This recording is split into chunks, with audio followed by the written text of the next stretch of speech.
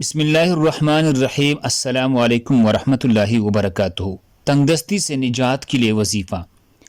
یا باسطو یا رزاقو، یا باسطو یا رزاقو، اے کوشاں کرنے والے، اے رزق دینے والے۔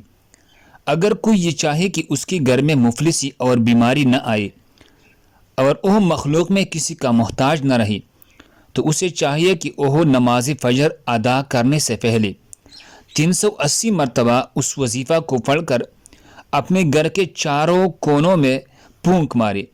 اس کے بعد جب نماز فجر پڑھ لے تو پھر نماز چاش کے وقت بھی اسی طرح عمل کرے۔ انشاءاللہ تعالی اللہ کے فضل و کرم سے اس کے گھر میں کبھی مفلسی و تنگ دستی داخل نہ ہوگی اور اسے وافر مقدار میں رزق حاصل ہونا شروع ہو جائے گا۔ اللہ ہم سب کو اس پر عمل کرنے کی توفیق عطا فرمائے۔ دوسرے مسلمانوں کے فائدے کے لیے آگے ضرور شیئر کریں۔ اگر آپ ہمارے چینل پر نئے ہیں تو برائے کرم ہمارے چینل کو سبسکرائب کریں۔ جزاک اللہ خیر۔